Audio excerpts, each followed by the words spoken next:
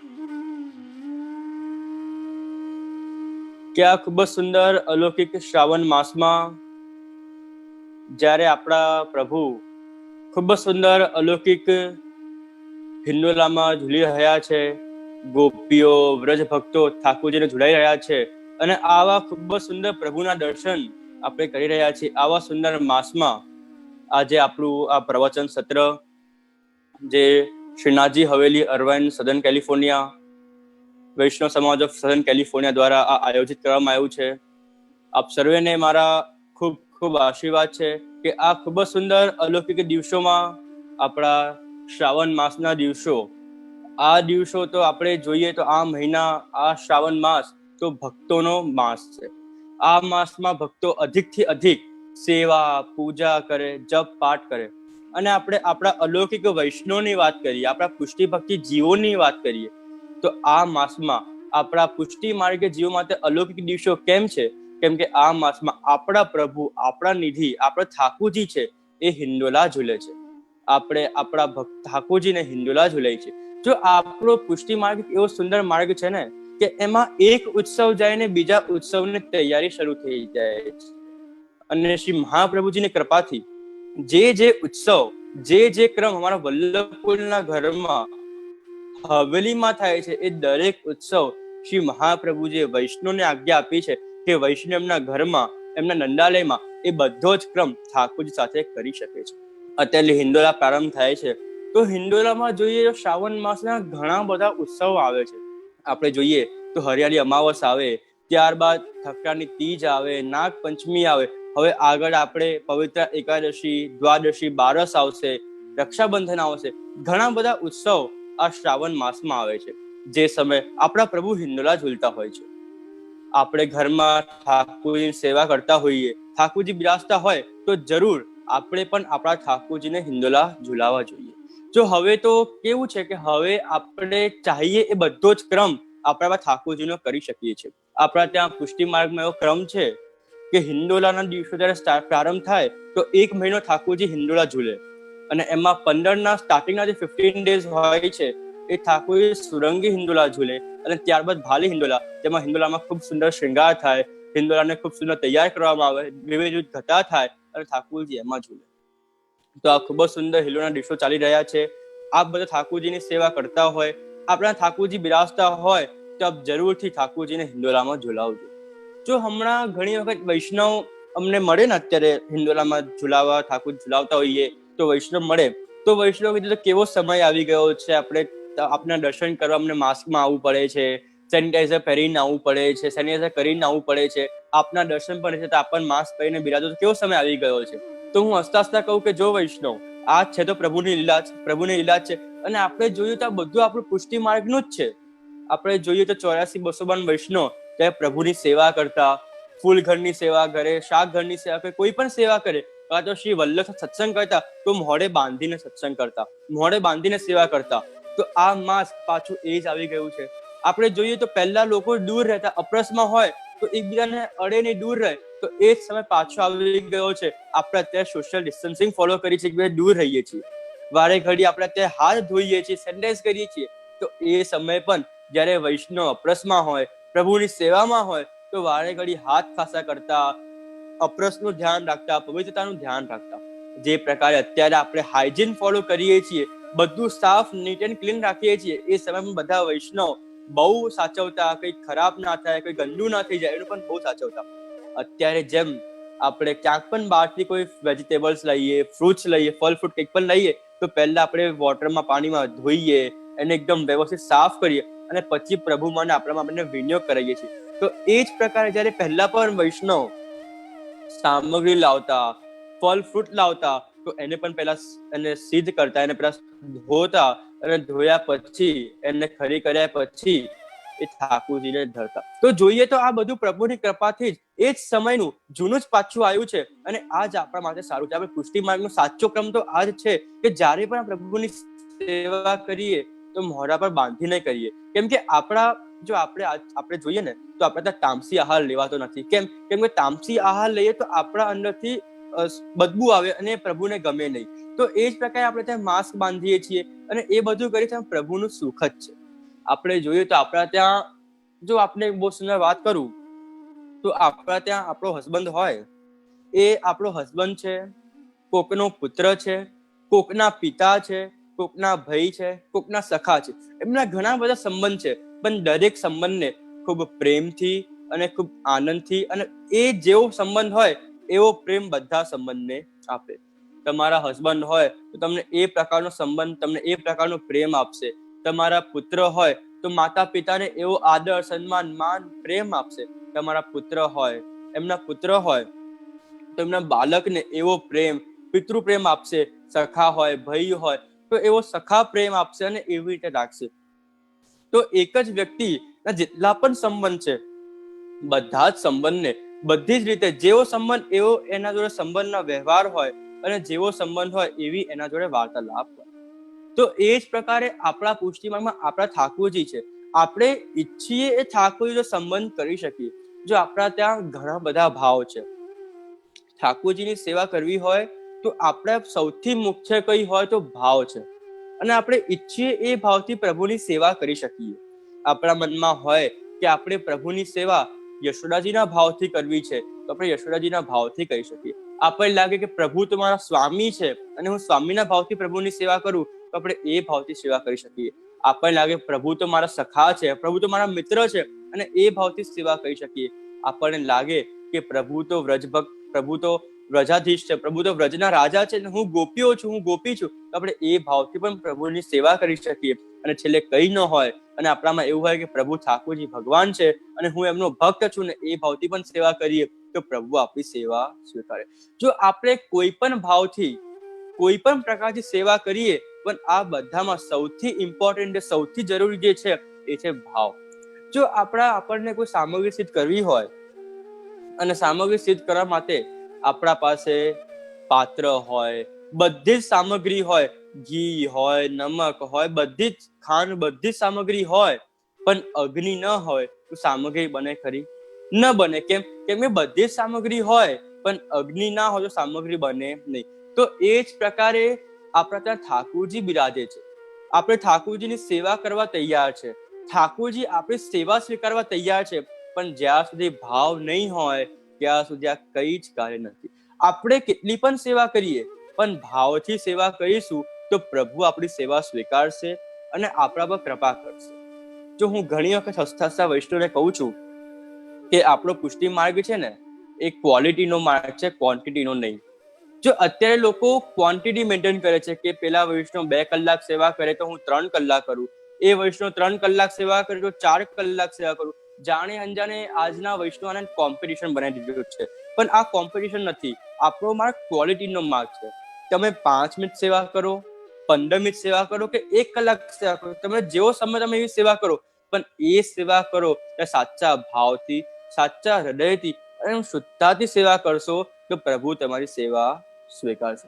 તો એ જ પ્રકારે વિષયોનો આપણા ત્યાં ઘણા બધા ભાવ છે. શ્રી મહાપ્રભુજી પણ આજ્ઞા કરે છે કે સર્વદા સર્વ ભાવેન ભજનીય જાદીપ સ્વસ્યમેવ ધર્મો હિ નાન્ય કવાપી કદાચન. કે સર્વદા સર્વ ભાવેન, ઘણા બધા ભાવથી આપણે આપણા ઠાકોરજીને ભજી શકીએ છીએ.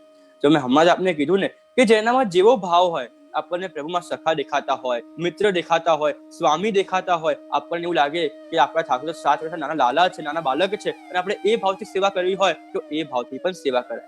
જો આમાં કેવું છે કે આપણે જે ભાવથી પ્રભુની સેવા કરીશું, પ્રભુ એ ભાવથી આપણી સેવા સ્વીકારશે અને આપણા પર કૃપા કરશે, આપણા પર સાનું ભાવ જતાવશે. તો એ જ પ્રકાર શ્રી મહાપ્રભુજી અહીંયા આ જ આજ્ઞા કરે છે કે સર્વદા સર્વ ભાવેન ભજનીય વ્રજાધિપ, કે આપણે જે ભાવથી સેવા કરવી હોય એ ભાવથી આપણા પ્રભુ આપણી સેવા સ્વીકારશે. પણ કોની સેવા કરવી? તો ભજનીય વ્રજાધિપ. કે વ્રજાધિપ એટલે કોણ? કે જેને વ્રજના લીલા કરી છે, વ્રજના ગોપીઓને, વ્રજ ભક્તોના મનોરથ પૂરા કર્યા છે, એ વ્રજાધીશ છે, વ્રજના રાજા છે. એટલે આપણા શ્રી ગોવર્ધનનાથજી, આપણે ઠાકોરજી, જેમને વ્રજમાં આટલી બધી લીલા કરી છે, આપણે એમની સેવા કરવાની છે. ત્યારબાદ આગળ શ્રી મહાપ્રભુજી આજ્ઞા કરે છે.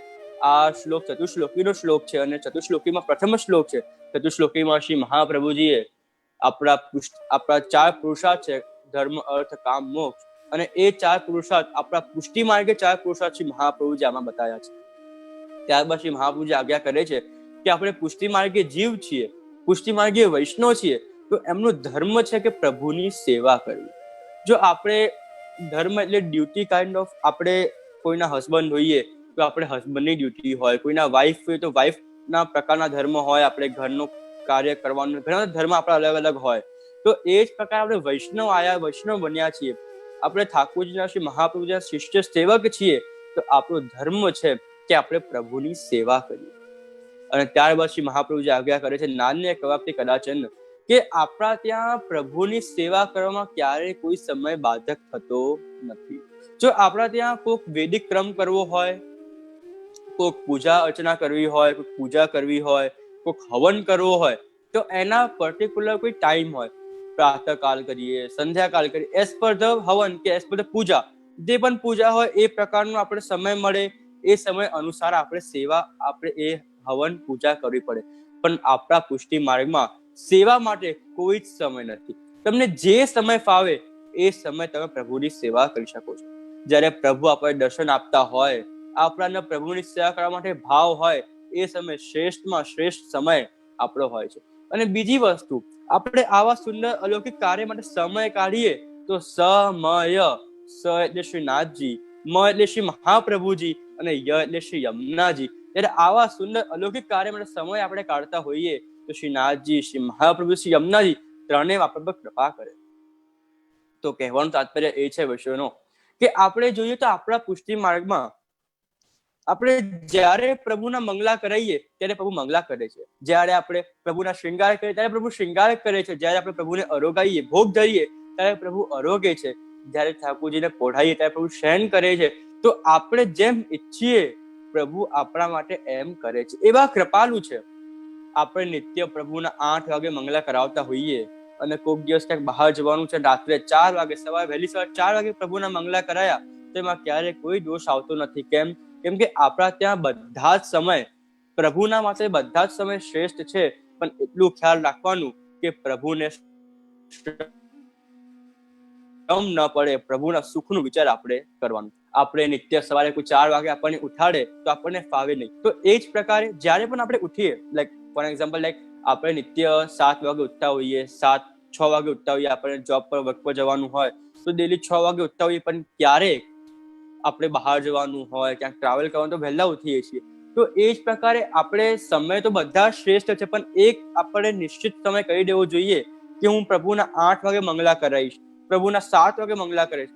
પછી કોઈક દિવસ કઈ પ્રોબ્લેમ આવી જાય, ક્યાંક બહાર જવાનું આવે, ક્યાંક ટ્રાવેલ કરવાનું આવે, અને આપણે ક્રમને આગળ પાછળ કરીએ તો ચાલે, પણ જેટલું થાય એટલું આપણે આપણો સમય એક જ રાખવો જોઈએ, તો એ સમય પ્રભુને પણ આનંદ આવે. જો એક હસતા હસતા બીજી વાત કરું કે આપણા પ્રભુ તો એવા કૃપાલુ છે ને કે એવા કૃપાલુ બીજા કોઈ નથી. આપણે આપણો ઘરવાળો હોય, ઘરવાળાને રાત્રે કોઈ સારી મૂવી આવતી હોય, આપણા હસબન્ડ હોય અને રાત્રે કોઈ સારી મૂવી આવતી હોય, કાં તો કંઈક રમતા હોય, ગેમ રમતા હોય, કાં તો કંઈક વાંચતા હોય, અને આપણે કહીએ કે સુઈ જાઓ, અને સમય થઈ ગયો તો આપણને ઊંધું સામે કે તારે શું હતું, સુઈ જા, હું તો આ રમીને, આ જોઈને, કા વાંચીને સુઈ જઈશ. પણ આપણા પ્રભુ આવા નથી. તમે પ્રભુને કહો પ્રભુ હવે સમય થઈ ગયો, પહોળી જાઓ, તો પ્રભુ કઈ જ કીધા વગર આપણે કહીએ એટલે પ્રભુ શયન કરી લે, પ્રભુ પહોળી જાય.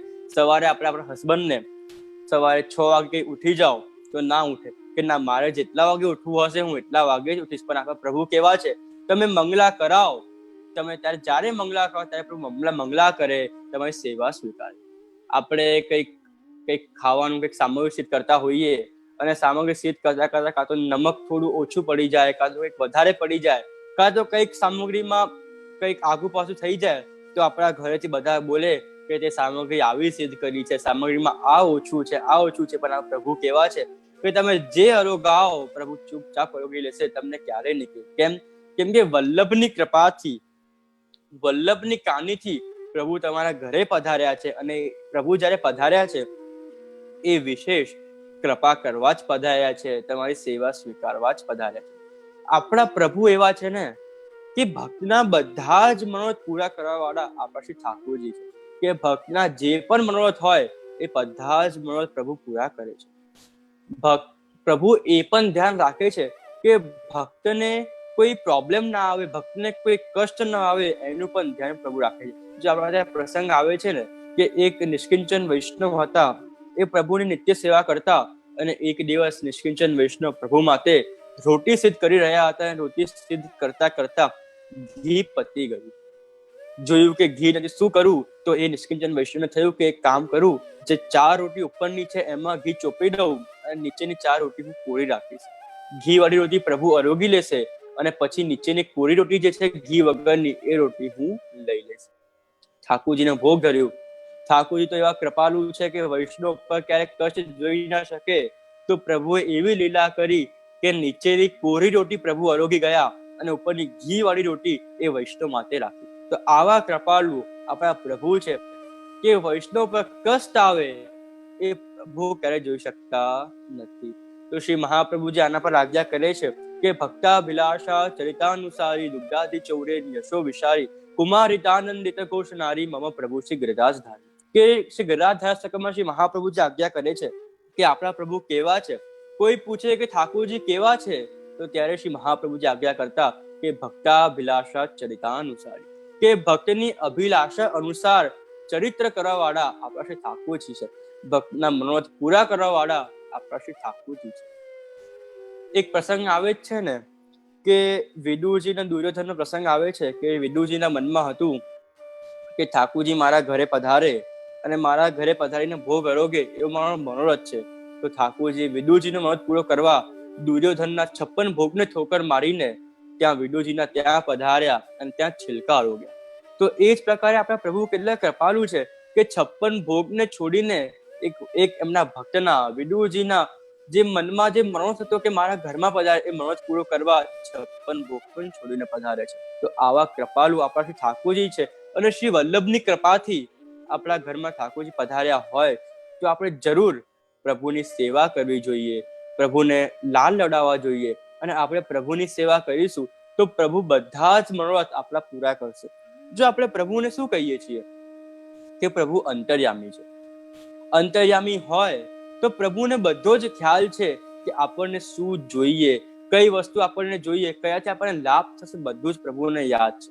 અને મારા નાઈના તાજી ઘણી વખત આજ્ઞા કરે છે કે આપણા પ્રભુ કેવા છે કે પ્રભુ ક્યારે આપણી ઈચ્છાની પૂર્તિ કરતા નથી. બહુ ધ્યાનથી સાંભળજો કે પ્રભુ ક્યારે આપણી ઈચ્છાની પૂર્તિ કરતા નથી, પ્રભુ આપણી જરૂરિયાતની પૂર્તિ કરે છે. જો ઈચ્છા કેવી છે, આજે આવે, કાલે નવી આવે, પરમ દિવસે પાછી નવી આવે. ઈચ્છા તો એક જાય ને બીજી આવે. તો પ્રભુ ક્યારે ઈચ્છાની પૂર્તિ કરતા નથી, પણ જરૂરિયાતની પૂર્તિ કરે છે. અને આપણે મનોરથ કરીએ, સારા સુંદર શ્રેષ્ઠ મનોરથ કરીએ, તો પ્રભુ આપણા બધા જ મનોરથ પૂરા કરી દે. તો એ જ પ્રકારે વૈષ્ણવજનો આપણે પુષ્ટિ માર્ગમાં આવ્યા છીએ. શ્રી ઠાકોરજી આપણા ઘરે બિરાજે છે, તો આપણે જરૂર પ્રભુની ભાવથી, પ્રેમથી સેવા કરવી જોઈએ.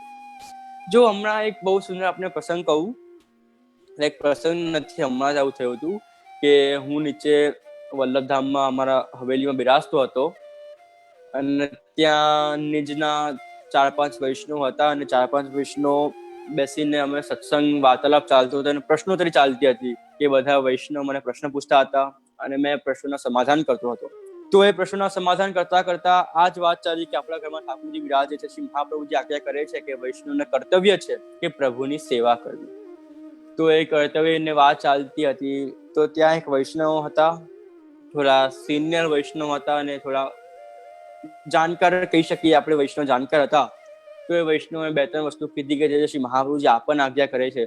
શ્રી મહાપ્રભુજી કહે છે કે આપણે જીવે ઠાકોરજીની સેવા કરવી, એ જ એમનું કર્તવ્ય ધર્મ છે. ઘણી 2-3 વાત કરી. મને થયું કે ના, બહુ સુંદર, આપણે આટલું જ્ઞાન છે, સારું કહેવાય. એટલામાં જ એ વૈષ્ણવ, હું કંઈક બોલતો હતો અને એમાં વચ્ચે મને એકદમ સ્ટોપ કરીને મને ટોકીને વચ્ચે બોલ્યા કે જે શ્રી મહાપ્રભુજી આજ્ઞા કરે છે, કૃષ્ણ સેવા સદા કર્યા. પછી મને થયું કે હવે આ બેનને મારે સમજાવવું જોઈએ. તો મેં એ બેનને કીધું કે બેન, કે આપની વાત 100% સાચી છે કે શ્રી મહાપ્રભુજી આજ્ઞા કરી છે કૃષ્ણ સેવા સદા કરે. પણ આપને ખબર છે આ કૃષ્ણ સેવા સદા કરે શ્રી મહાપ્રભુજી કોના માટે કીધું, ક્યારે કીધું અને કેમ કીધું? તો ત્યારે એ વૈષ્ણવ કીધું કે ના જે મને તો ખ્યાલ નથી શ્રી મહાપ્રભુજી ક્યારે આજ્ઞા કરી, કેમ આજ્ઞા કરી. પછી મેં વૈષ્ણવને કીધું કે વૈષ્ણવ, આપ ઘણા સિનિયર છો, આપને પ્રભુ કૃપાથી, શ્રી મહાપ્રભુજીની કૃપાથી આપને ઘણી બધી જાણકારી છે, આપને ઘણું બધું જ્ઞાન છે પુષ્ટિ માર્ગનું, પણ એ જ્ઞાનનું ક્યારે અહંકાર કરવું નહીં. જો આપણે અહંકાર કરીશું તો પુષ્ટિમાર્ગમાં ક્યારે આપણો સ્વીકાર નહીં થાય. પુષ્ટિમાર્ગમાં સૌથી બાધક કઈ હોય તો એ અહંકાર છે. ત્યાં બીજા 3-4 વૈષ્ણવ હતા, એ સમજી ગયા કે આ વૈષ્ણવને એમના જ્ઞાનનું જેટલું પણ એમને જ્ઞાન છે, એમનું અહંકાર છે, એટલે વારે ઘડી જે વચ્ચે બોલે છે. તો ત્યારે મેં એમને સમજાય કે જો બેન, આપણે પુષ્ટિમાર્ગમાં આવ્યા છીએ, આપણે અહંકાર ન કરવો જોઈએ. પ્રભુ કૃપાથી હું તો અત્યારે ઘણો નાનો છું, હું તો અત્યારે ઘણું શીખી રહ્યો છું, અને પ્રભુની વિશેષ કૃપા છે, અને પ્રભુની કૃપાથી આપ જે પણ પ્રશ્ન મને પૂછશો એનો આખો સમાધાન તમને આપી શકું એવી પ્રભુએ મને એવી કૃપા મારા પ્રભુએ કરી છે, ને એવો બળ મને આપ્યો છે કે કોઈ પણ વૈષ્ણવના કોઈ પણ પ્રશ્નના સમાધાન હું કરી શકું. પણ એનો મતલબ એ નથી કે હું શો ઓફ કરું. તો ત્યારે એ વૈષ્ણવ કીધું સાચી વાત છે, મારાથી ભૂલ થઈ ગઈ. તો ત્યારે મેં વૈષ્ણવને સમજાવ્યું કે કૃષ્ણ સેવા સદા કર્યા પ્રભુએ ક્યારે, શ્રી મહાપ્રભુએ ક્યારે કીધું. અને કૃષ્ણ સેવા સદા કરે, જો વાત થઈ તમને પણ કહું કે કૃષ્ણ સેવા સદા કરે આપણા શ્રી મહાપ્રભુજીએ સિદ્ધાંત મુક્તાવલીમાં કીધું છે. અને આ સિદ્ધાંત મુક્તાવલી ગ્રંથની વાત કરીએ ને તો આ ગ્રંથ ખૂબ જ સુંદર ગ્રંથ છે. એક વૈષ્ણવનું નામ મને યાદ નથી આવતું, પણ એ વૈષ્ણવ શ્રી મહાપ્રભુજી પાસે આવ્યા ને આવીને વિનંતી કરી કે પ્રભુ શ્રી જયરાજ, મારે માનસી સેવા કરવી છે. તો ત્યારે શ્રી મહાપ્રભુજી કીધું કે માનસી સેવા એમને પ્રાપ્ત થાય નહીં, અને અગર હું તમને એમને માનસી સેવા આપી દઈશ તો આગળ જેટલા પણ વૈષ્ણવ હશે એમનામાં એવું થશે કે ડાયરેક્ટ માનસી સેવા પ્રાપ્ત થઈ જશે અને કઈ સાધન કરશે નહીં. તો ત્યારે શ્રી મહાપ્રભુજીએ કીધું કે હું તમને એક ગ્રંથ ભણાવીશ, અને એ ગ્રંથ ભણાયા પછી તમને માનસી સેવા આપીશ. તો ત્યારે શ્રી મહાપ્રભુજીએ એ વૈષ્ણવને સિદ્ધાંત મુક્તાવલી, આપણા પુષ્ટિ માટેના જે પણ સિદ્ધાંત છે, સેવાના જે સિદ્ધાંત છે, એ સિદ્ધાંત એ વૈષ્ણવને સમજાયા, અને એ સિદ્ધાંત સમજાયા પછી એમને માનસી સેવા પ્રાપ્ત થઈ. જો આપણા ત્યાં ખૂબ સુંદર શ્રી મહાપ્રભુજી આજ્ઞા કરે છે કે નત્વા હરિમ પ્રવક્ષ્યામિ સ્વ સિદ્ધાંત નિશ્ચયમ કૃષ્ણ સેવા સદા કાર્યા માનસી સા પરામત. કે આમાં શ્રી મહાપ્રભુજી એવું કહે છે કે નત્વા હરિમ, કે હરિને એટલે ઠાકોરજીને નત્વા એટલે નમન કરીને હું મારા પોતાના સ્વ સિદ્ધાંત, મારા પોતાના સિદ્ધાંત નિશ્ચય કરીને કહું છું કે કૃષ્ણ સેવા સદા કાર્યા, કે કૃષ્ણની સેવા કર્યું એ આપણું અહર્નિશ કર્તવ્ય છે. કૃષ્ણની સેવા કરવું આપણું કર્તવ્ય છે, અને એ આપણે સદા કરવાની છે. હંમેશા કૃષ્ણની સેવા આપણે કરવાની છે. માનસીસા પરામત, કે માનસી સેવા જે છે એ ફલરૂપ છે. આપણે પહેલા તનુ વિચેતા સેવા કરીશું, ત્યારબાદ આપણને માનસી સેવા પ્રાપ્ત થશે. જો અત્યારે લાઈક હમણાં ઇન્ટ્રોડક્શનમાં વાત થઈ કે મેં અત્યારે જસ્ટ 12th સ્ટાન્ડર્ડમાં ભણ્યો, 12thમાં મેં એક્ઝામ આપીને પાસ થયો. તો મેં ડાયરેક્ટ 12th એક્ઝામ નથી આપી. First standard, second, third, fourth, fifth, 6th, 10th, 11th, 12th એમ કરતા એક સ્ટેજ કરીને મેં 12th પહોંચ્યો છું, અત્યારે કોલેજમાં આવ્યો. તો એ જ પ્રકારે આપણે ડાયરેક્ટ જમ્પ મારીને માનસી સેવા જઈશું તો આપણને માનસી સેવા પ્રાપ્ત થશે નહીં. પહેલા આપણે સાધન કરીએ, પહેલા તનુ વિચેતા સેવા કરીએ, પહેલા પ્રભુની સેવા કરીએ, સત્સંગ કરીએ. એ સેવા સત્સંગ કરતા કરતા એક દિવસ જરૂર આપણને માનસી સેવા પ્રાપ્ત થશે. તો શ્રી મહાપ્રભુ જે આજ્ઞા કરે છે કે માનસી સેવા જે છે ને એ ફલરૂપ છે, અને આપણે કંઈક પણ ફલ પ્રાપ્ત કરવો હોય તો એના પહેલા સાધન કરવું પડે. તો કૃષ્ણ સેવા સદા કાર્ય શ્રી મહાપ્રભુજી સાધન રૂપમાં કહે છે કે એ સાધન કરશો તો તમને માનસી સેવાનું ફલ પ્રાપ્ત થશે. તો કહેવાનું તાત્પર્ય એ છે વૈષ્ણવનો કે કૃષ્ણ સેવા સદા કાર્ય, કે આપણે પ્રભુની કૃષ્ણની સેવા કરીશું તો જરૂરથી આપણા પર પ્રભુ કૃપા કરશે, આપણી સેવા સ્વીકારશે, અને આપણને સાનુભાવ જતાવશે. જો હું ઘણી વખત વૈષ્ણવને કહું છું કે આપણા વૈષ્ણવના 4 પ્રકાર હોય છે. જેમ વૈષ્ણવના 4 પ્રકાર છે, સેવક, દાસ, ભગવદીય, ત્રાદશ્ય, એ જ પ્રકારે ભાવના પણ 4 પ્રકાર છે. ભાવના 4 પ્રકાર, સૌપ્રથમ રુચિ, ત્યારબાદ પ્રેમ, ત્યારબાદ વ્યસન, ત્યારબાદ આસક્તિ, અને લાસ્ટમાં આવે છે વ્યસન. જો આ 4 પ્રકાર જે છે ને એ ધીરે ધીરે આપણા ડેવલપ થશે. ધીરે ધીરે આપણે જેમ જેમ પ્રભુની સેવા કરીશું એમ એ ભાવ વધશે. તો જ્યારે આપણને પ્રભુમાં રુચિ થાય ને ત્યારે આપણને પ્રભુ ગમવા લાગે, પ્રભુની સેવા કરવી ગમવા લાગે, નિત્ય વલ્લભ પાસે જઈએ, વલ્લભના જોડે બેસવું, એમના જોડે સત્સંગ કરવું આપણને ગમવું લાગે. લાઈક આપણે જોઈએ તો જ્યારે આપણે લૌકિક સંસારની વાત કરીએ તો જ્યારે બે કોઈ નવા કપલ મળતા હોય તો એકબીજાને લોકો ગમવા લાગે. એ જે એટ્રેક્શન થાય, એક્ઝેક્ટલી વર્ડ કો એટ્રેક્શન, એ એટ્રેક્શન એટલે રુચિ, એ આપણને પ્રભુ માટે થવા લાગે. એ રુચિ થાય, આપણે પ્રભુની સેવા કરતા થઈએ તો ધીરે ધીરે ધીરે આપણને પ્રભુ માટે પ્રેમ થાય. એ પ્રેમ ભાવ જ્યારે આવે ત્યારે આપણને પ્રભુની સેવામાં ખૂબ આનંદ આવે.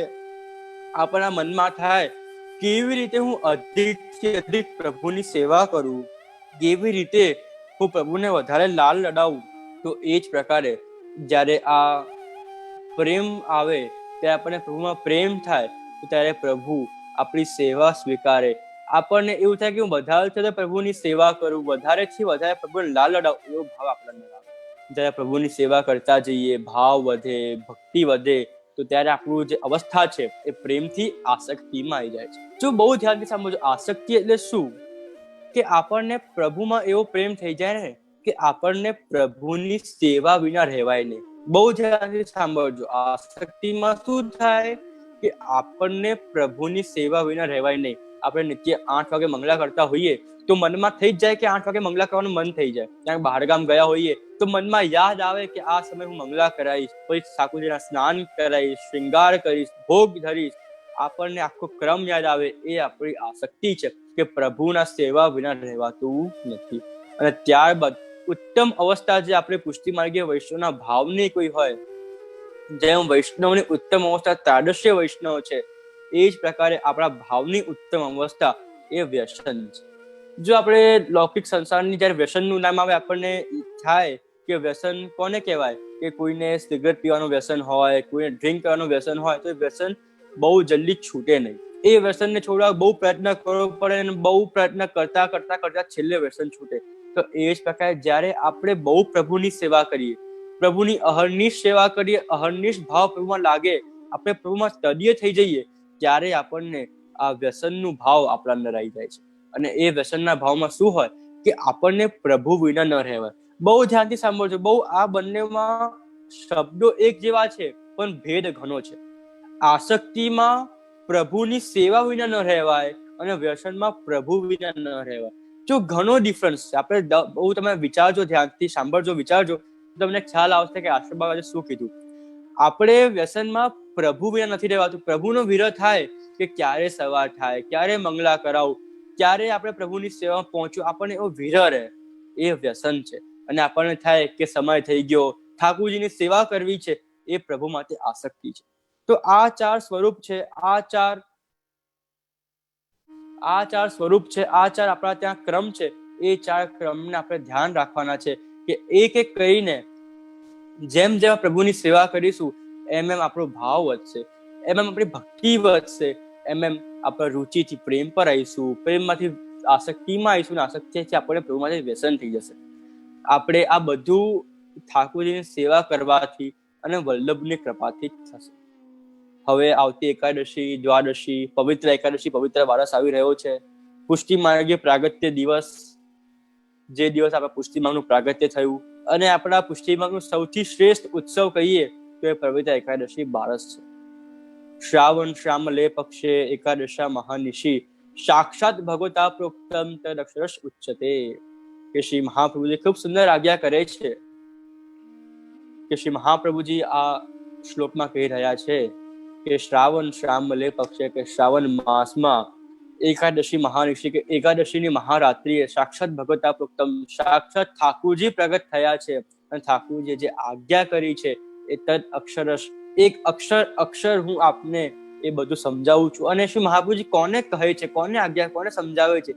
તો જેટલા પણ વૈષ્ણવ, જેટલા પણ જે શ્રી મહાપ્રભુજી જે બ્રહ્મ સંબંધ લે છે, વલ્લભ કુલથી બ્રહ્મ સંબંધ લે છે, એ બધા જ જીવોને શ્રી ઠાકુરજી જે આજ્ઞા કરી છે શ્રી મહાપ્રભુજીને, શ્રી મહાપ્રભુ દરેક એ શબ્દ શબ્દ આજ્ઞા બ્રહ્મ સંબંધ મંત્રના રૂપમાં એ વૈષ્ણવને કરે છે. આપણે આ પ્રસંગ પર થોડું ધ્યાન આપીએ તો પ્રસંગ જોઈએ તો એક સમયની વાત છે કે શ્રી મહાપ્રભુજી ખૂબ ચિંતિત હતા. મહાપ્રભુજીને ચિંતા હતી કે આ ભૂતલ પર કેટલા બધા જીવો છે જે પ્રભુના લાયક છે, જે પ્રભુની સેવા કરવાના લાયક છે, એમનું પાત્ર પ્રભુની સેવા કરવાનું છે, પ્રભુની લીલાના પાત્ર છે, પણ એ સંસારમાં લૌકિકમાં આવી ગયા છે. એ જીવોને હું પ્રભુજી સન્મુખ કેવી રીતે કરું, આ વિચારતા જ હતા ને એટલામાં જ ઠાકુરજી પ્રગટ થયા. ઠાકુરજી પ્રગટ થયા તો ઠાકુરજીએ મહાપ્રભુજીને પૂછ્યું કે વલ્લભ કેમ ચિંતા કરો છો, શું ચિંતા થાય છે આપને? તો ત્યારે શ્રી મહાપ્રભુજીએ કીધું કે મને એ ચિંતા થાય છે કે આટલા બધા જીવો છે જે આપના લાયક છે, જેમનો અધિકાર છે આપની સેવા કરવું, જે આપના લીલાના અધિકારી છે, અને એ બધા અહીંયા લૌકિકમાં સંસારમાં આવી ગયા છે, એમને હું આપને સન્મુખ કેવી રીતે કરું? તો એ જ સમયે શ્રી ઠાકોરજીએ શ્રી મહાપ્રભુજીને બ્રહ્મસંબંધનો મંત્ર આપ્યો અને આજ્ઞા કરી કે તમે જે પણ જીવને આ મંત્ર આપશો, બ્રહ્મસંબંધ આપશો, એ જીવ મારા શરણને આવી જશે અને એ જીવને હું ક્યારેય નહીં છોડું. જ્યારે આ વાર્તાલાપ ચાલતો હતો એ સમયે દામોદરદાસ હસાણીજી એટલે દમલાજી આ બધું સાંભળી રહ્યા હતા. ત્યારે શ્રી મહાપ્રભુજીએ દમલાજીને પૂછ્યું કે દમલા, તું કશું સુન્યો? તો ત્યારે દમલાજીએ કીધું કે જયરાજ, મેને સુન્યો તો સહી પણ કશું સમજ્યો નહીં. જો આ શબ્દોમાં, આ વાક્યમાં આપણું આખું પુષ્ટિ માર્ગ આવી જાય છે કે જયરાજ મેને સુન્યો તો સહી પણ સમજ્યો નહીં. એટલે શું કે પ્રભુ મેં સાંભળ્યું તો ખરું, પણ જ્યાં સુધી વલ્લભ મને સમજાવે નહીં ત્યાં સુધી મને કઈ સમજ પડે નહીં. હવે આજના કોઈ વૈષ્ણવ હોય અને આવો જ પ્રસંગ આજના વૈષ્ણવ સામે થયો હોય તો આજના વૈષ્ણવ શું કરે કે જે મને બધું જ ખબર પડી ગઈ છે, હું બધું જ સમજી ગયો છું, બધું જ કહી લઈશ, પણ આ વાત સાવ ખોટી છે. આપણા પુષ્ટિ માર્ગમાં વલ્લભની કૃપા વિના ઉદ્ધાર થતો જ નથી. જ્યાં સુધી વલ્લભ કૃપા ના કરે પુષ્ટિ જીવનો કોઈ જ ઉદ્ધાર થવાનો નથી. આપણે જોઈએ, આપ જ મને કહેજો કે આપણા ત્યાં બ્રહ્મસંબંધ કોણ આપે છે? કે શ્રી વલ્લભ. આપણા ત્યાં ઠાકોરજી કોણ પધરાઈ આપે છે? તો કે શ્રી વલ્લભ. ઠાકોરજી સેવા કોની કારણે સ્વીકારે છે? કે શ્રી વલ્લભ. આપણને કઈ પણ પ્રશ્ન હોય, કઈ પણ મનોરથ હોય, એ કોણ પૂરા કરે છે? કે શ્રી વલ્લભ. છેલ્લે આપણે બધું જ થઈ જાય, આપણા 100 વર્ષ પૂરા થઈ જાય, આપણે લીલામાં જવું હોય તો લીલામાં કોણ લઈ જશે? કે શ્રી વલ્લભ. તો જ્યારે બધું જ શ્રી વલ્લભ કરતા હોય અને આપણે વલ્લભને ભૂલી જઈને ડાયરેક્ટ આપણે પહોંચીએ તો શ્રી ઠાકોરજી આપણી સેવા સ્વીકારે નહીં. તો એ જ પ્રકારે આપણા પુષ્ટિ ભક્તિ માર્ગમાં વલ્લભની કૃપા વિના કઈ થવાનું નથી. તો ત્યારે શ્રી મહાપ્રભુજી આજ્ઞા કરી કે દમલા જાઓ, જાકે સ્નાન કરકે આવો, મેં તુમકો બ્રહ્મસંબંધ દૂંગો. અને એ સમય એટલે બારસના દિવસે દમલાજી સ્નાન કરીને આવ્યા અને શ્રી મહાપ્રભુજીએ પુષ્ટિ માર્ગનો પ્રથમ બ્રહ્મસંબંધ દમલાજીને આપ્યો. વચ્ચે કહેવાનું રહી ગયું કે જ્યારે એકાદશીના દિવસે જ્યારે શ્રી ઠાકોરજી શ્રી મહાપ્રભુજીને આજ્ઞા આપી એ સમયે શ્રી મહાપ્રભુજીએ 365 ટાળનું પવિત્ર સિદ્ધ કર્યું. પવિત્ર સિદ્ધ કરી ઠાકોરજીને ધરાયું અને એ સમય મિશ્રી એટલે કેસરવાળી મિશ્રી પ્રભુને અરોગાઈ. અને એ જ ક્રમ બારસના દિવસે દમલાજીએ જ્યારે શ્રી મહાપ્રભુજી દામોદરદાસ હસાણીજીને બ્રહ્મસંબંધ આપ્યું ત્યારે દમલાજીએ મહાપ્રભુજીને પવિત્ર ધરાયું અને મિશ્રી અરોગાઈ.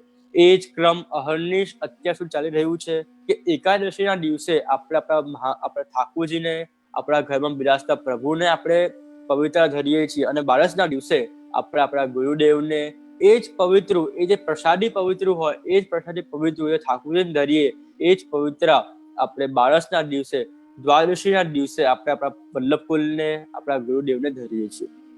જો આમાં એક વિવેકની વાત છે, એ આપણે બહુ સમજવાની, બહુ ધ્યાન રાખવાની છે. ઘણા વૈષ્ણવને આનું ધ્યાન નથી હોતું કે આજના સમયમાં ઘણા બધા વૈષ્ણવ એબ્રોડ રહેતા હોય છે, આઉટ ઓફ ઇન્ડિયા રહેતા હોય છે, કાં તો દૂર વિદેશ રહેતા હોય છે, પરદેશ રહેતા હોય છે. જે વૈષ્ણવને વલ્લભકુલ એ સમય બિરાજતા નથી, કાં તો વલ્લભકુલ એમને ત્યાં એ સન્મુખ થઈ શકે એવો સમય હોતો નથી, તો એ સમયે વૈષ્ણવ શું કરે કે પવિત્ર હોય એ વલ્લભકુલના ચિત્રજીને ધરાવે. જો આ વસ્તુ આપણા ત્યાં યોગ્ય નથી. આપણે વલ્લભકુલના ચિત્રજીને પવિત્ર ધરાવાય નહીં. જો આમાં સૂક્ષ્મ ભેદ છે, હું આપને સમજાવું કે આમાં કેવું છે. જે પણ વલ્લભકુલના બાળક ભૂતલ પર બિરાજતા હોય, જેમના જો આપણું સન્મુખ સંપર્ક હોય ને ભૂતલ પર જેટલા પણ વલ્લભકુલના બાળક બિરાજતા હોય એ વલ્લભકુલના બાળકના ચિત્રજી પર પવિત્ર ધરાવાય નહીં. જેટલા પણ વલ્લભકુલના બાળક આચાર્ય જે લીલામાં બિરાજતા હોય એ વલ્લભકુલના બાળકના ચિત્રજી પર તમે પવિત્ર ધરાવી શકો, પણ જે ભૂતલ પર બિરાજે છે એ વલ્લભકુલના બાળકોને પવિત્ર ધરાવાય નહીં, એટલે ચિત્રજીને પવિત્ર ધરાવાય નહીં.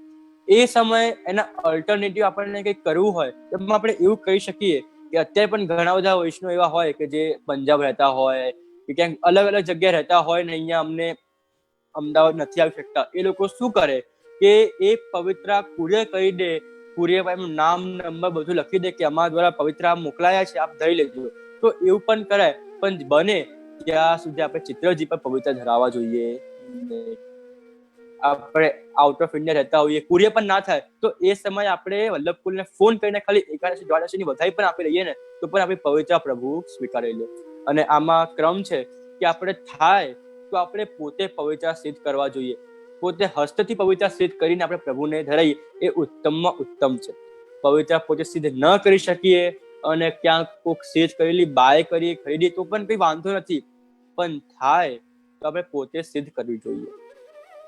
આનો એક ક્રમ એ છે કે આપણે પવિત્ર 365 તારનું પવિત્ર પ્રભુને ધરાઈએ તો પ્રભુ આપણા 365 દિવસની સેવા, આખા વર્ષની સેવા પ્રભુ આપણી સ્વીકારે છે. તો આ ઉત્સવ આપણા પુષ્ટિ માર્ગનો સૌથી શ્રેષ્ઠ ઉત્સવ છે. આ ઉત્સવમાં જરૂરથી આપણે આપણા પ્રભુને શ્રી ઠાકોરજીને એકાદશીના દિવસે પવિત્ર ધરાઈએ. બારસના દિવસે આપણે આપણા વલ્લભ કુલકો આપણા આજુબાજુમાં પાસમાં બિરાજતા હોય, કોઈ હવેલી હોય, સન્મુખ થવાતું હોય તો જરૂર ત્યાં જઈને આપણે સન્મુખ થઈએ, ત્યાં જઈને અમને પવિત્ર ધરાઈએ. ના થતું હોય, કુરિયર કરાતું હોય તો આપણે પવિત્ર કુરિયર કરીએ, અને એ પણ ના થાય તો છેલ્લે વલ્લભ કુલને ફોન કરીએ અને ફોન કરીને આપણે વધાઈ આપીએ તો પણ આપણો આ ઉત્સવ વલ્લભ સ્વીકારે, ઠાકોરજી સ્વીકારે. તો આ પવિત્ર એકાદશી દ્વાદશીને આ બધા વૈષ્ણવને અત્યારથી હું ખૂબ ખૂબ વધાઈ આપું છું, ખૂબ ખૂબ આશીર્વાદ આપું છું. ત્યારબાદ પૂનમ પર રક્ષાબંધન પણ આવે છે, એની પણ આપ સર્વ વૈષ્ણવને ખૂબ ખૂબ વધાઈ આપું છું. તો વધારે સમય લીધા વગર એક ખૂબ સુંદર પ્રસંગ મને યાદ આવ્યો. એ પ્રસંગ શ્રવણ કરાવીને હું મારી વાણીને વિરામ આપીશ કે આપણા ત્યાં શ્રી મહાપ્રભુજીના વૈષ્ણવ રામાનંદ પંડિતનો પ્રસંગ આવે છે કે એક વખત શ્રી મહાપ્રભુજી રામાનંદ પંડિતના ત્યાં પધરામણીમાં પધાર્યા હતા. અને જ્યારે શ્રી મહાપ્રભુજી પધાર્યા તો ત્યારે રામાનંદ પંડિતે બહાર ઊભા હતા, તો ઊભા થઈને એમની વહુને કીધું કે આ બહાર જે ગોબર પડ્યું છે એ અંદર લઈ લે, નહીં તો કોઈ વૈષ્ણવ લઈ જશે. શ્રી મહાપ્રભુજીને મનમાં ખૂબ દુઃખ થયું કે મારા આટલા નિકટના વૈષ્ણવ રામાનંદ પંડિત બીજા બધા વૈષ્ણવ માટે આવું કહે છે કે ગોબર લઈ જશે. એ જ સમયે શ્રી મહાપ્રભુજીએ એ વૈષ્ણવ રામાનંદ પંડિતનો ત્યાગ કર્યો. રામાનંદ પંડિતને ખૂબ દુઃખ થયું, પણ રામાનંદ પંડિતનો એક નિયમ હતો કે કંઈક પણ સિદ્ધ કરે, કંઈક પણ સામગ્રી જોવે તો સૌ પ્રથમ એ ઠાકોરજીને ભોગ ધરે અને ત્યારબાદ એ લેતા. તો એક દિવસ એ બજારમાં જતા હતા અને બજારમાં જોયું કે ખૂબ સુંદર જલેબી સિદ્ધ થઈ રહી હતી. અને જ્યારે આવું થયું તો મનમાં પ્રભુનો વિચાર આવ્યો કે આવી સુંદર જલેબી પ્રભુને હું અરોગાવું તો પ્રભુને કેવો આનંદ આવે. જો આ એક પુષ્ટિ માર્ગનો એક વિવેક છે કે કંઈ પણ ઉત્તમ વસ્તુ હોય તો આપણે સૌથી પહેલા પ્રભુનો વિચાર આવવો જોઈએ. પણ આજના સમયમાં આપણે બધા કેવા છીએ કે કંઈ પણ થાય તો પહેલા પોતાનો વિચાર કરીએ, પછી પ્રભુનો વિચાર કરીએ. પણ આ વસ્તુ સાવ ખોટી છે. આપણે 84-252 વર્ષમાં શીખવું જોઈએ કે કયા સમયે કેવો વિવેક રાખવો જોઈએ. આપણને કંઈક પણ ઉત્તમ દેખાય તો સૌથી પહેલા આપણને પ્રભુનો ખ્યાલ આવવો જોઈએ. જો ગોકુલનાથજી નામે પ્રસંગ આવે છે કે ગોકુલનાથજી બિરાજતા હતા અને એ સમયે ખૂબ સુંદર હવા ચાલી. તો એક વૈષ્ણવે કીધું કે જે કેટલી સુંદર હવા ચલી. તો ત્યારે ગોકુલનાથજી કીધું કે વૈષ્ણવ એસે નહીં બોલે, એસે બોલો કે રાજ કે લાયક બિહાર ચલી. કે આમાં પ્રભુ બિરાજતા હોય તો આવી સુંદર બિહાર ચાલે, આવી સુંદર હવા આવે તો પ્રભુને કેવો આનંદ આવે. તો દરેક વસ્તુમાં પ્રભુના સુખનો વિચાર કરવું. તો એ જ પ્રકાર રામાનંદ પંડિતે પણ પ્રભુના સુખનો વિચાર કર્યું કે આવી સુંદર જલેબી છે, પ્રભુ અરોગે તમને કેવો આનંદ આવે. તો એ જ સમયે રામાનંદ પંડિતે પ્રભુને જલેબી અરોગાઈ. શ્રી ઠાકોરજી ખૂબ આનંદથી જલેબી અરોગી અને એ સમયે શ્રી મહાપ્રભુજી ઠાકોરજીના ક્રમ માટે, ઠાકોરજીના સેવા માટે ત્યાં પધાર્યા. મહાપ્રભુજીએ જોયું કે ઠાકોરજી જલેબી અરોગી રહ્યા છે અને જલેબી અરોગી રહ્યા છે તો મહાપ્રભુજી પૂછ્યું કે જયરાજ આજે કોઈ ઉત્સવ છે, આજે શું છે, આપ જલેબી કેમ અરોગી રહ્યા છો? તો ત્યારે ઠાકોરજીએ કીધું કે આજે મને આપના વૈષ્ણવે જલેબી અરોગાઈ છે.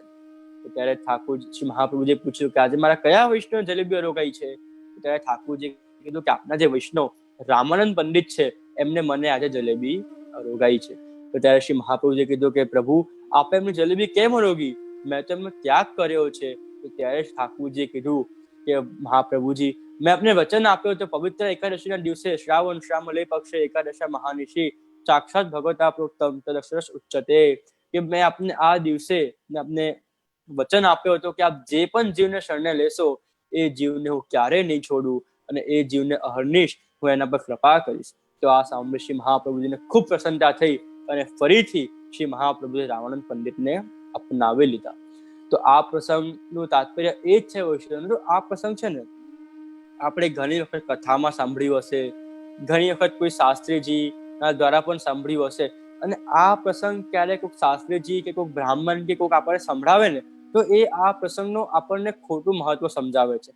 એ આપણને એવું સમજાવે છે કે શ્રી મહાપ્રભુજી વૈષ્ણવ ત્યાગ કરે છે, ઠાકોર ત્યાગ કરતા નથી. પણ આ વાત સાવ ખોટી છે. શ્રી વલ્લભ ક્યારેય પણ કોઈ જીવનું ત્યાગ કરતા નથી. જો આપણે ત્યાં તો કેવા કેવા પ્રસંગો આવે છે કે શ્રી વલ્લભનું નામ લેવા માત્રમાં જ જીવોનો ઉદ્ધાર થઈ જાય છે. તો શ્રી મહાપ્રભુ તો ક્યારેય વૈષ્ણવનો ત્યાગ કરી શકે નહીં. આ પ્રસંગમાં તો આપણે જોઈએ તો શ્રી મહાપ્રભુજી પ્રભુની પરીક્ષા લીધી, ઠાકોરજીની પરીક્ષા લીધી છે કે ઠાકોરજીએ જે મને વચન પવિત્ર એકાદશીની જે વચન મને આપ્યું છે કે મારા શરણે આવેલા બધા જ જીવોને પ્રભુ ક્યારે નહીં છોડે, તો શું પ્રભુ એ વચન નિભાવે છે? અને એ જોવા માટે જ મહાપ્રભુજીએ રામાનંદ પંડિતનો ત્યાગ કર્યો. અને જ્યારે પ્રભુએ શ્રી રામાનંદ પંડિતને અપનાવી લીધા, જ્યારે એમની હાથની જલેબી અરોગી, તો ત્યારે શ્રી મહાપ્રભુજી ફરીથી રામાનંદ પંડિતને અપનાવી લીધા. તો કહેવાનો તાત્પર્ય એ છે વૈષ્ણવનો કે પવિત્ર એકાદશી શ્રી મહાપ્રભુજીએ અને શ્રી ઠાકોરજી જે પણ સંવાદ થયો, કે ઠાકોરજી જે પણ આજ્ઞા કરી કે મારા શરણે આવેલા બધા જ જીવોને હું ક્યારેય નહીં છોડું, તો પ્રભુ આપણને ક્યારેય નહીં છોડે. આપણે નિત્ય સેવા કરીએ, સત્સંગ કરીએ, તો પ્રભુ અહર્નિશ આપણી સેવા સ્વીકારશે અને આપણી પર કૃપા કરશે. તે વધારે સમય લીધા વગર આજે ખૂબ જ આનંદ થઈ રહ્યો છે આ બધાને આ ખૂબ જ સુંદર સત્સંગ પ્રવચનનો લાભ આપતા. અને આપણે પ્રભુને એ જ વિનંતી કરીએ કે આ જે અત્યારે કોરોનાનું ચાલી રહ્યું છે એ ખૂબ સુંદર પ્રભુ આપણા પર કૃપા કરે. અને આ જરૂરથી પ્રભુની લીલા જ છે અને આપણી રક્ષા પ્રભુ જ કરશે. જો હવે આટલી બધી ટેકનોલોજી હોવા છતાંય, આટલું બધું ઇન્ફ્રાસ્ટ્રક્ચર, આવા મોટા મોટા ડોક્ટર, આવા મોટા મોટા સાયન્ટિસ્ટ હોવા છતાંય આપણને વેક્સિન નથી મળતી, તો બધાને ખબર છે કે આપણને રક્ષા કરવાનું કોઈ છે તો આપણે ઠાકોરજી જ છે. તો આપણે પૂરો વિશ્વાસ આપણા ઠાકોરજી પર રાખીએ અને ઠાકોરજી પર રાખીને વિશ્વાસ રાખીશું તો જરૂર ઠાકોરજી આપણને આ બધામાંથી બહાર લાવશે. અને હું તો હસતા હસતા ઘણી વખત વૈષ્ણવને કહું છું કે આ બધું પ્રભુએ કેમ કર્યું છે, કે આપણે આટલા બધા લૌકિક સંસારમાં આટલા બધા પડી ગયા હતા ને કે આપણે પ્રભુને ભૂલી ગયા હતા. અને પ્રભુને ભૂલી ગયા તો પ્રભુ એટલે આવી લીલા કરી કે આપણે બધું સંસાર છોડીને અત્યારે પ્રભુની આખા સમય પ્રભુની સેવા જ કરીએ છીએ. અને પ્રભુને આપણે નીચ પરિવાર સાથે પ્રભુની સેવામાં જ છીએ.